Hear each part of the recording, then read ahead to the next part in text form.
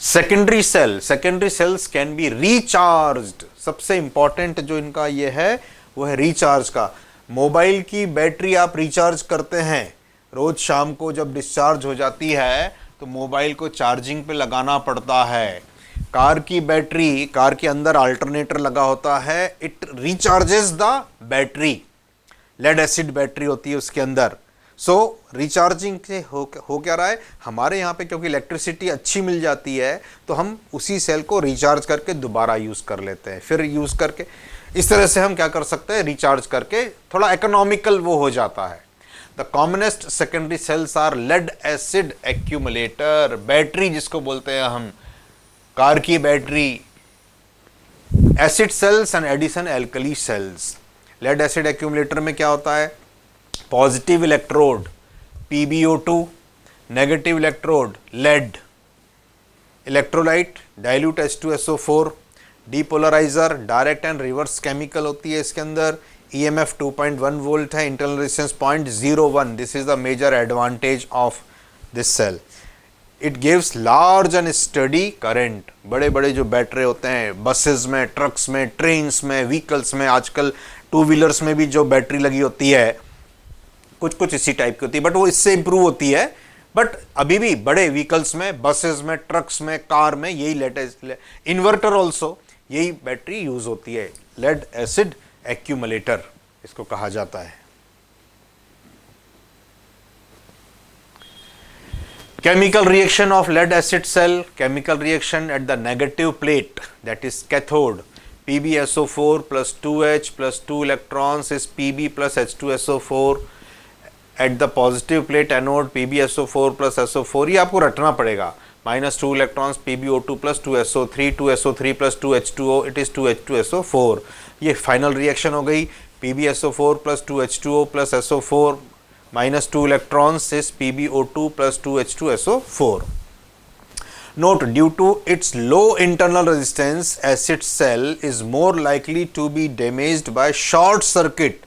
Short circuit current of the cell is equal to EMF divided by R. Important concept है ये। What is the meaning of short circuit? एक cell की जो हम diagram बनाते हैं उसके अंदर इंटरनल रेजिस्टेंस होता है एंड सोर्स ऑफ ईएमएफ होता है। This is complete cell. आप इंटरनल रेजिस्टेंस को अलग कर ही नहीं सकते। फिर जब रेजिस्टेंस जो आपने लगाया, external resistance, it becomes zero. When external resistance becomes zero, ये शॉर्ट हो गया, इसमें कोई प्रतिरोध ही नहीं है। This condition is called short circuit. Copper wire से जोड़ दो, शॉर्ट सर्किट हो गया। तो शॉर्ट सर्किट कंडीशन में what is the current flowing now circuit में, what is the total EMF, it is E. Total resistance is internal resistance only. और अगर इंटरनल रेजिस्टेंस बहुत लो होगा तो करंट जो है it becomes very high.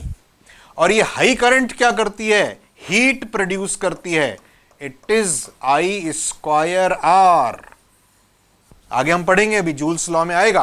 Heat produced I² R। जब current is nearly tending to infinity, large amount of heat is produced in the battery. Battery एकदम गर्म हो जाती है और उसके एनोड कैथोड जो है सब मेल्ट हो जाते हैं। बैटरी खत्म हो जाती है, उड़ जाती है गर्म होकर के। This is the major defect in this. Internal resistance कम होना अच्छी बात है, परंतु अगर गलती से शॉर्ट हो गई बैटरी, आपने देखा होगा पेपर में न्यूज वगैरह आती है, शॉर्ट सर्किट के कारण कार में आग लगी, वो यही रीजन होता है। गलती से अगर पॉजिटिव नेगेटिव टर्मिनल मिल गए कहीं पे वायरिंग में, so excess amount of heat is produce, वो एक्सप्लोड कर जाती है और कार में आग लग जाती है। उसके वायर वगैरह, वायरिंग वगैरह इतनी गर्म हो जाती है और वो उसमें आग पकड़ लेती है वो। तो शॉर्ट सर्किट के कारण आग कहीं पे भी लगती है, यही रीजन होता है। Resistance of the circuit becomes very low, nearly zero, current tends to nearly infinity, large amount of current will flow. As large amount of current will flow, heat is produced. Excess amount of में heat produce हो गई, जल गई चीज। Gas पे रखा हुआ दूध जल जाता है, अगर आपने उसको ज़्यादा टेम्परेचर दे दिया, ज़्यादा गर्म कर दिया, एक लिमिट से ज़्यादा, तो वो शॉर्ट सर्किट के कारण आग लगने का यही एक रीज़न होता है। Next is alkaline accumulator. Alkaline accumulator क्या होता है? इसमें पॉजिटिव इलेक्ट्रोड NiOH2 निकल hydroxide, negative electrode iron, electrolyte 20% potassium hydroxide KOH solution and lithium chloride, डीपोलराइजर, direct and reverse chemical EMF।